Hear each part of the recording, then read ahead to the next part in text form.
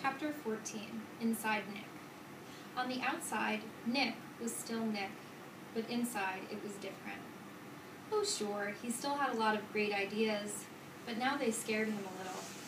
For instance, Nick learned in social studies class that people who buy stuff are called consumers.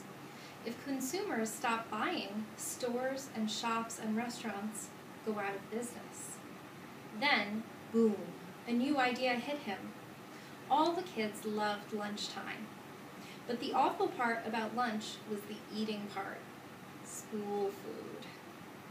And the food was never a surprise. You had to smell it all morning and then go eat it. The food was always bad.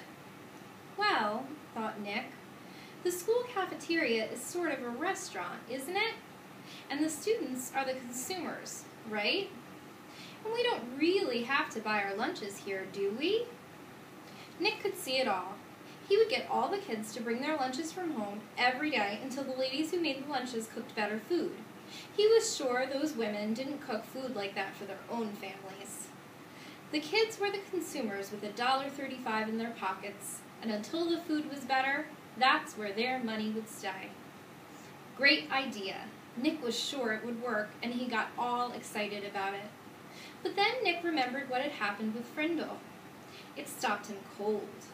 He was sure that if all the kids stopped buying lunch, sooner or later somebody would figure out that it was Nick Allen's idea.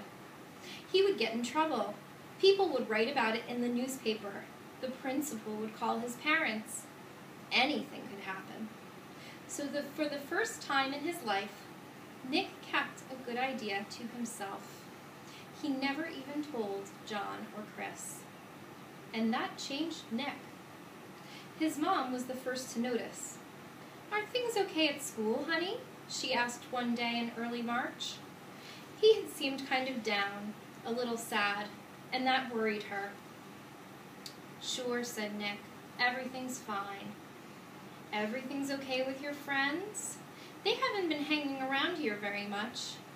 "Mom, honest, everything's fine. It's winter. Everyone's really busy with hockey and basketball. That's all." And Nick went to his room and shut the door.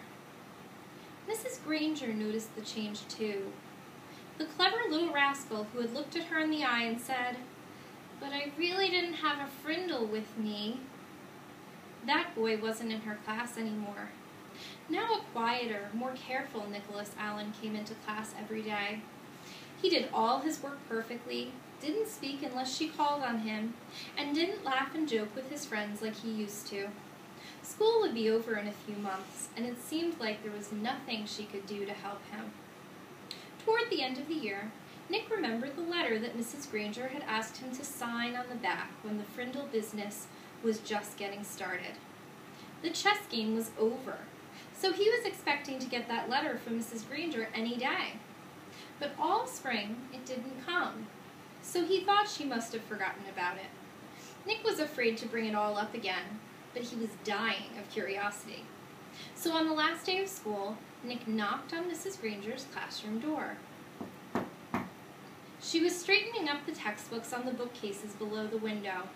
Without turning around, she sang out, "Come in!"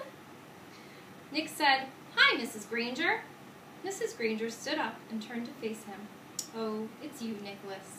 I'm so glad that you stopped by. I've been meaning to talk to you, and this will save me having to send you a letter this summer."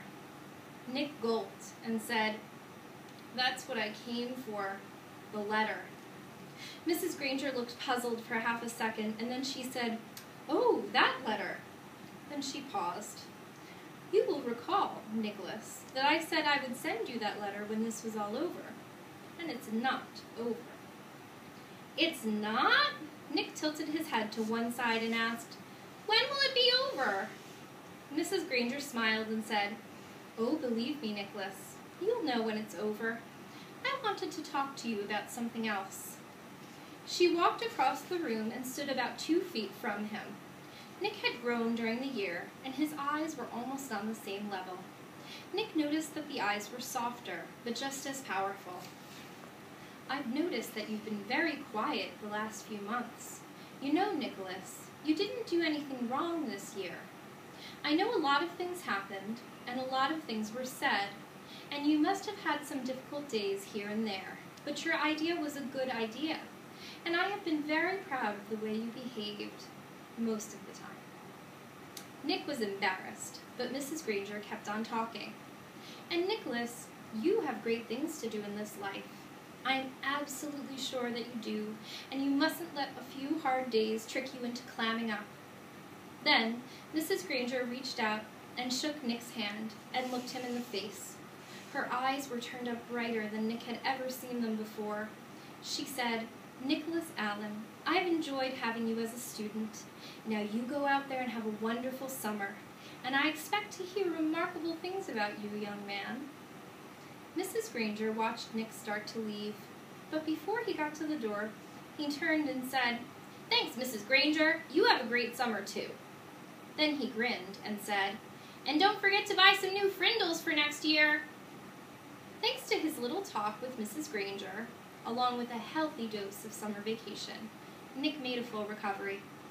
He was proud that he had made up a new word, and he enjoyed thinking about all the commotion it had stirred up.